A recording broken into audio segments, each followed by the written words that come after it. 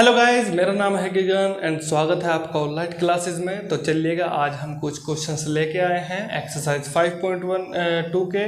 तो देखिएगा, अगर सबसे पहले आपने इससे पहले वाली वीडियो नहीं देखी है तो जल्दी से जाइएगा और आप उस वीडियो को ज़रूर देखिएगा। उसके बाद ही आप थोड़ा सा इस वीडियो पे आए, क्योंकि उसमें हमने थोड़े पहले क्वेश्चंस कराए हुए हैं। तो उसके बाद आप इस वीडियो को देखेंगे तो आपको थोड़ा ज़्यादा क्वेश्चन अच्छे से क्वेश्चन समझ में आएंगे। ठीक है, तो हम क्वेश्चन नंबर 2 ले लेते हैं।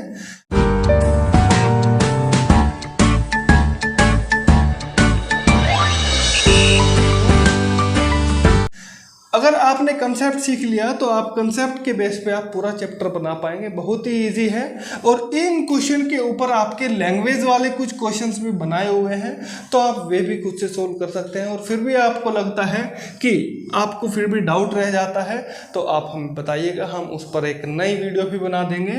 तो आज हम एक्सरसाइज 5.2 के लास्ट क्वेश्चंस करते हैं। ठीक है, तो सबसे पहले हम देख लेते हैं। एक सीरीज दी हुई है आपको, और ये आपको अगर सीरीज आप ध्यान से देखोगे इसको, तो इसके अंदर आपको a की वैल्यू दी हुई है और d की वैल्यू आप कैसे निकाल सकते हैं बेटा। a की वैल्यू तो आपकी हो जाएगी 10, और ये सीरीज आपकी जो है डिक्रीजिंग ऑर्डर में है, यानी कि घटते हुए क्रम में है, यानी कि बड़े से छोटे होती जा रही है आपकी सीरीज। ठीक है, तो 10 से नेक्स्ट डिजिट क्या आई बेटा, 7 आई। तो 10 में से 7 का डिफरेंस कितना होता है बेटा, 3 का। लेकिन अब वो d बेटा क्या आएगा, प्लस का आएगा कि माइनस आएगा। तो बेटा ये जो d निकाला जाता है हमेशा दूसरी टर्म से पहले वाली टर्म को माइनस करके निकालते हैं, यानी कि दूसरी टर्म आपकी क्या है, 7 है, और उससे पहले वाली टर्म को आप माइनस कर दीजिएगा। तो d की वैल्यू बेटा आपकी कितनी आ जाएगी, +7 - 10 कितना होता है आपका, -3। ठीक है, आई होप आपको समझ में आया होगा। उसके बाद आपको क्या काम करना है, आपको 30 टर्म निकालनी है। तो n की वैल्यू बेटा उसने आपको 30 दी हुई है। ठीक है, तो देखिएगा कैसे हम इस क्वेश्चन को करेंगे। तो सिंपल सा है, a 30 की आपको वैल्यू निकालनी है। तो a + n - 1 × d बस कर दीजिएगा। जहाँ जहाँ पर n आता है तो आपको वहाँ पर n की वैल्यू 30 पुट करा देनी है।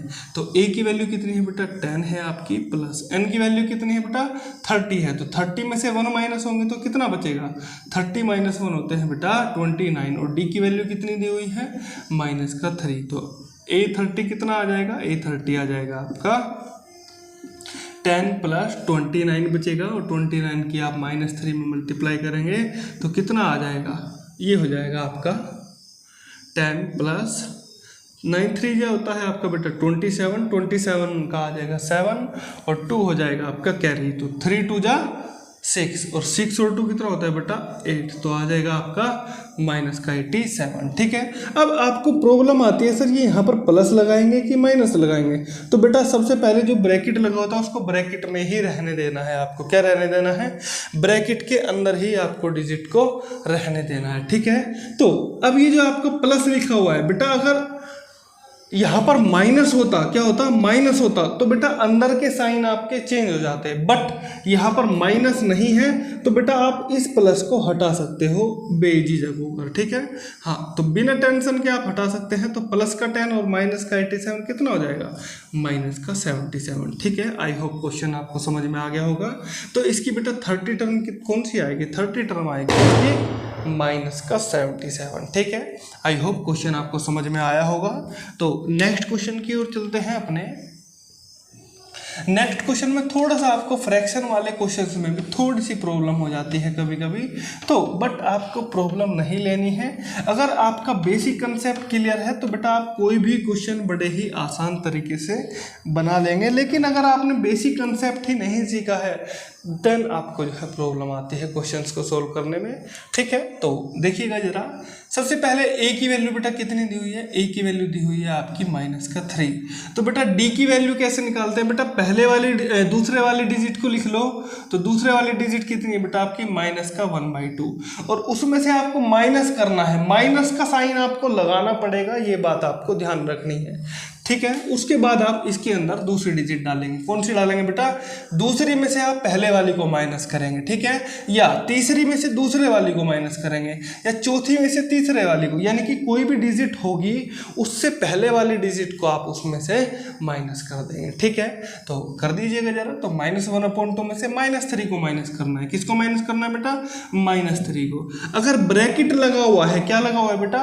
ब्रैकेट लगा हुआ है, और ब्रैकेट के बाहर अगर आपको माइनस दिखाई देता है तो क्या होगा बेटा? माइनस दिखाई दे रहा है तो अंदर के साइन आपको चेंज करने हैं, यानी कि ये -3 है तो बेटा ये हो जाएगा आपका +3, और बेटा ये बचेगा आपका -1/2, ठीक है। और ये इसको कैसे सोल्व करते हैं, ये तो हमने बेसिक कंसेप्ट की वीडियो में आपको बड़े ही अच्छे से सिखाया है कि दो फ्रैक्शन को कैसे मल्टीप्लाई किया जा सकता है, कैसे ऐड किया जा सकता है, और कैसे सब्ट्रैक्ट किया जा सकता है।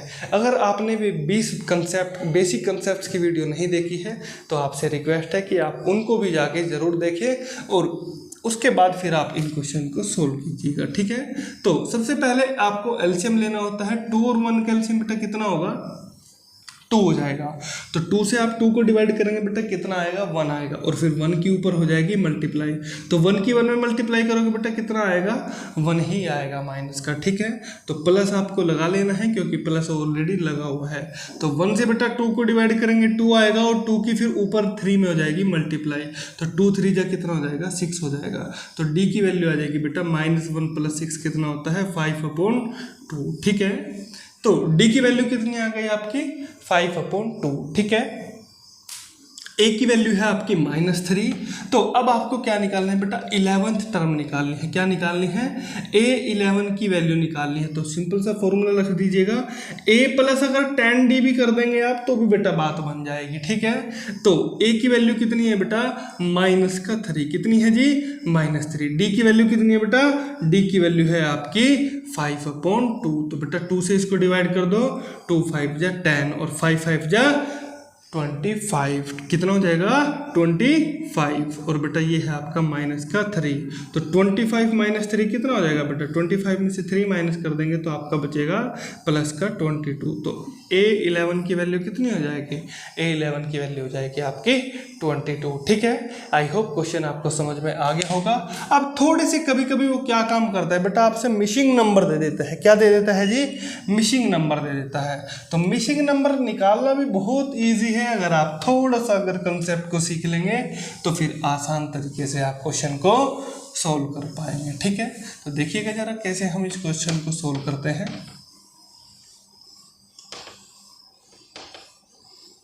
देखो जरा, हमने बेटा आपको एपी सीरीज बताई हुई है कि जब भी आपकी एपी सीरीज चलती है तो सबसे पहली टर्म क्या होती है? सबसे पहली टर्म होती है आपकी ए, ठीक है। तो दूसरी टर्म बेटा कितनी आएगी? दूसरी टर्म हो जाएगी आपकी a+d। थर्ड टर्म हो जाएगी आपकी a+2d। फोर्थ टर्म ऐसे ही आपकी चलती जाएगी, ठीक है। इतनी बात आपको ध्यान रखनी है, a+4d और a+5d, ठीक है। तो ऐसे ऐसे करके आपको जो है क्वेश्चन को सोल्व करने हैं। तो मैं 1-2 क्वेश्चन आपको सोल्व करके बता देता हूँ, उसके बाद नेक्स्ट बाकी क्वेश्चन आपको कर लेने हैं, ठीक है। तो जैसे देखिए जरा, सबसे पहले आपको ध्यान देना है कि उसने पहली टर्म दी हुई है। क्या दी हुई है बेटा? ए की वैल्यू दी हुई है। अगर उसने दूसरा बॉक्स दिया हुआ है और वहाँ पे मिसिंग नंबर कर दिया तो बेटा समझ लेना उसने दूसरी टर्म की वैल्यू आपसे पूछी है, यानी कि a+d की वैल्यू, ठीक है। तो a+2d भी उसने कितना दिया हुआ है बेटा? 26 दिया हुआ है। कितना दिया हुआ है? 26 दिया हुआ है। तो बेटा आप लिख सकते हो कि a+2d की वैल्यू उसने कितनी दी हुई है? 26 दी हुई है। और बेटा a की वैल्यू कितनी है आपकी? a की वैल्यू उसने दी हुई है 2, ठीक है। तो 2d = 26। तो बेटा ये प्लस का 2 है और उधर जाएगा तो क्या हो जाएगा बेटा? -2। तो 26 - 2 कर देंगे आप, और ये 2d आपका सेम रहेगा, ठीक है। तो 26 में से आपने अगर 2 माइनस कर दिया तो कितना बचेगा बेटा? 24। और ये बचेगा आपका 2 × d। आप इसको लिख सकते हो, ठीक है।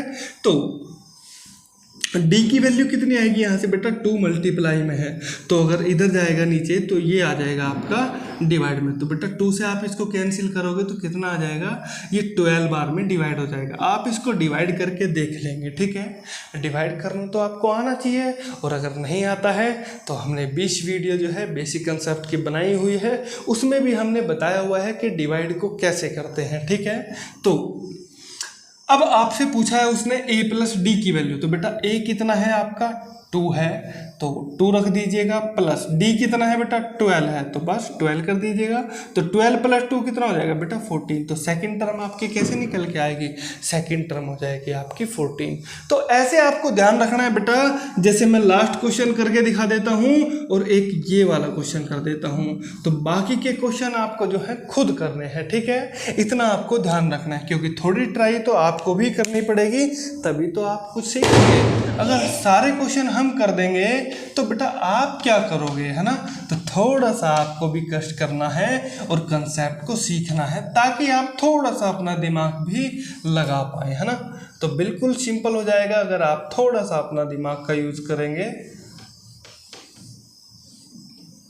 तो मैं ये नेक्स्ट वाला क्वेश्चन बता देता हूँ और एक आपको सी वाला क्वेश्चन बता देता हूँ, ऐसे ठीक बाकी क्वेश्चन भी आपको सोल्व कर लेने हैं। तो देखो जरा बेटा, ये देखो जरा, हमने ये आपको सेकंड टर्म दे रखी है, तो बेटा सेकंड टर्म दी हुई है तो आपको समझ में आना चाहिए कि बेटा सेकंड टर्म की वैल्यू क्या होती है, a प्लस डी।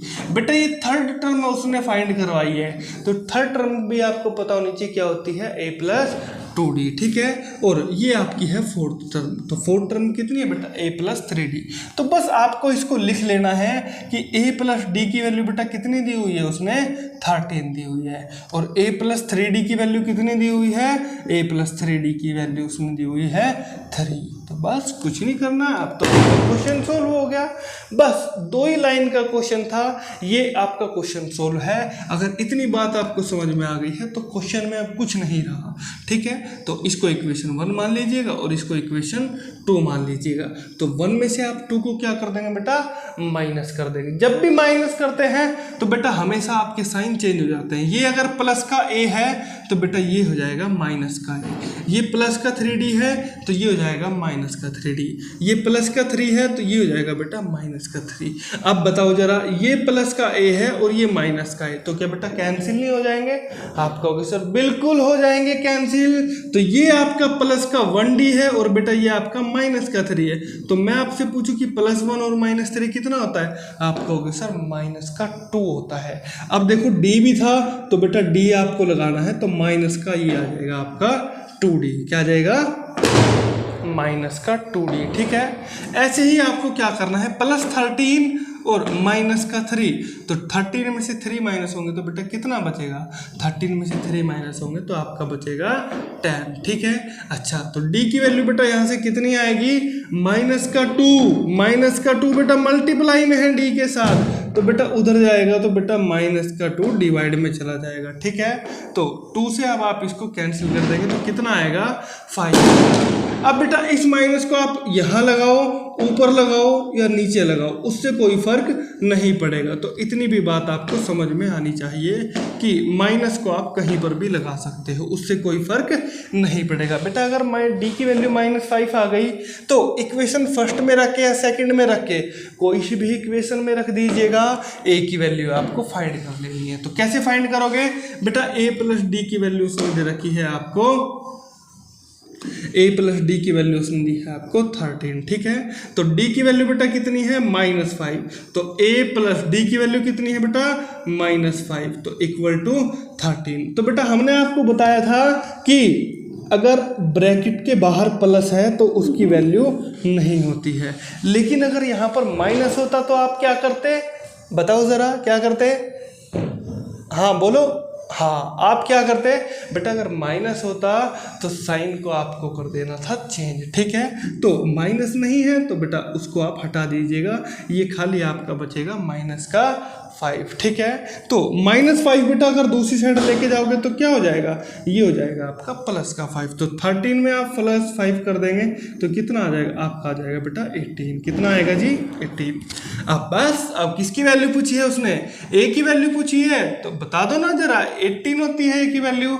अच्छा a+2d की वैल्यू पूछी है उसने। अच्छा हम कौन सा क्वेश्चन निकाल रहे थे, हम ये वाला क्वेश्चन निकाल लेते हैं ना, a+13, हाँ एक्चुअली यही वाला क्वेश्चन निकाल लेते, ठीक है। तो a+2d की वैल्यू बेटा क्या आएगी, a+2d की वैल्यू आ जाएगी आपकी 18 + 2 × d कितना था बेटा, d था आपका -5। तो कुछ नहीं करना, तो 2 5 जा कितना होता है बेटा -10, और 18 करेंगे तो 18 - 10 कितना हो जाएगा आपका, 18 - 10 हो जाएगा आपका 8, कितना हो जाएगा 8 हो जाएगा। तो बस ऐसे आप क्वेश्चन को कर लेंगे, ठीक है। तो अब एक क्वेश्चन मैं आपको ये वाला करके दिखा देता हूँ, सी वाला, ठीक है। आई होप आपको जो है क्वेश्चन समझ में आ जाएगा। ऐसे ही आपको फिर बाकी क्वेश्चन भी कर लेने हैं, ठीक है। तो मैं सी क्वेश्चन करके दिखा देता हूँ आपको, बाकी क्वेश्चन का आप स्क्रीनशॉट ले लीजिएगा। ये 5th क्वेश्चन भी आप कर लेंगे, है ना, आई होप। लेकिन अगर फिर भी आपको लगता है कि आप नहीं बना पाएंगे तो आप कमेंट बॉक्स में कमेंट भी बेटा छोड़ सकते हैं, ठीक है ना।